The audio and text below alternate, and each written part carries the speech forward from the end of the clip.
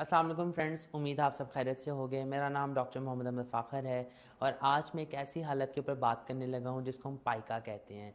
यानी कि कच्चे चावल खाने की ख्वाहिश या मट्टी खाने की ख्वाहिश होती है तो उसको हम मेडिकल टर्मिनोलॉजी में हम पाइका कहते हैं।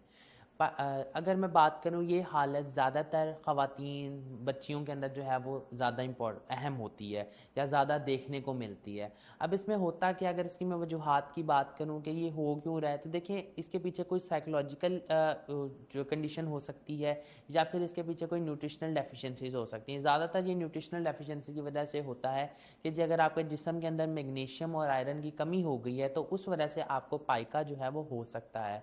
और आजकल हमारे माशरे के अंदर आयरन की डेफिशिएंसी बहुत ज़्यादा है जिस वजह से हमें आयरन डेफिशिएंसी अनीमिया भी हो रहा है। अब बात करते हैं कि अब हमने करना क्या है और पाइका को हम किस तरह से बेहतर कर सकते हैं। देखिए पाइका यानी कि काबिल हज़म चीज़ें खाना, उसमें यह है कि जी आपने अगर आयरन की डेफिशिएंसी है तो आपने आयरन सप्लीमेंट्स इस्तेमाल करने हैं और साथ में आप विटामिन सी लेना है। तब विटामिन सी आपने इसलिए लेना है साथ में कि ताकि आपका आयरन अच्छे से अब्जॉर्ब होकर आपकी बॉडी में जो है वो शामिल हो सके। और लेकिन आयरन के सप्लीमेंट्स लेने से पहले एक दफ़ा आपने ज़रूर अपना सीरम फेरेटिनिन चेक करवाना है। यानी कि ये लेवल जो एक लैब टेस्ट होता है सीरम फेरेटिन, जो कि चेक करता है कि जो आपके जिस्म के अंदर आयरन का लेवल कितना है। अगर आयरन का लेवल मेंटेन है तो फिर आपको आयरन सप्लीमेंट्स लेने की ज़रूरत नहीं है। आप ये कर सकते हैं, साथ में आप कुछ ग्रीन लीफी वेजिटेबल्स ले सकते हैं, यानी कि हरे पत्तों वाली सब्जियां खा सकते हैं कि जिससे आपका मैग्नीशियम और आपका आयरन जो है वो मेंटेन हो सकता है।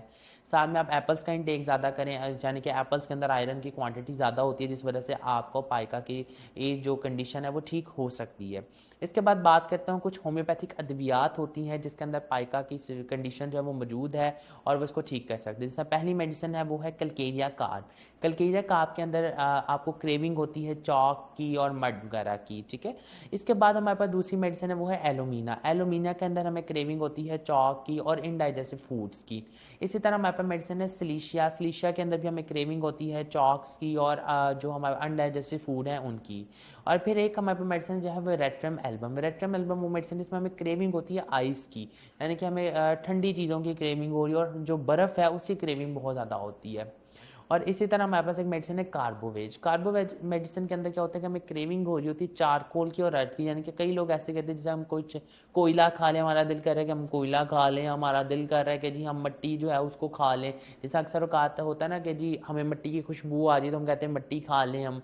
या फिर जो क्रेविंग ऑफ अर्थ, मतलब इसको हम कहते हैं कि जी ज़मीन खाने की भी ख्वाहिश होने लग जाती है, तो कार्बोवेज के अंदर ये अलामत जो है वो मिलती है।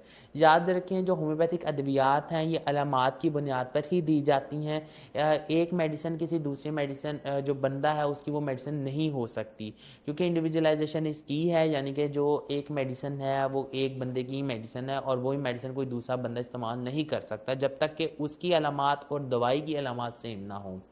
तो इसी तरह जो भी आप अगर कोई होम्योपैथिक दवा इस्तेमाल कर रहे हैं या करनी है तो किसी होम्योपैथिक डॉक्टर से कंसर्न करके ही करें, क्योंकि जब आप ऐसे सेल्फ मेडिकेशन करते हैं होम्योपैथिक अद्वियात की ख़ास तौर पर तो आपकी सेहत के ऊपर मस्बत असरात जो हैं वो मरतब हो सकते हैं। तो खुदारा जो है वो आप किसी होम्योपैथ डॉक्टर से कंसर्न करके ही अद्वियात को इस्तेमाल करें। अगर आपका कोई सवाल या कोई क्यूरी है तो आप नीचे कमेंट सेक्शन में पेश कर दें, वी विल डेफिनेटली आंसर। दोबारा मुलाकात होगी इसी तरह की एक इन्फॉर्मेटिव वीडियो के साथ, तब तक के लिए खुदा हाफ़िज़।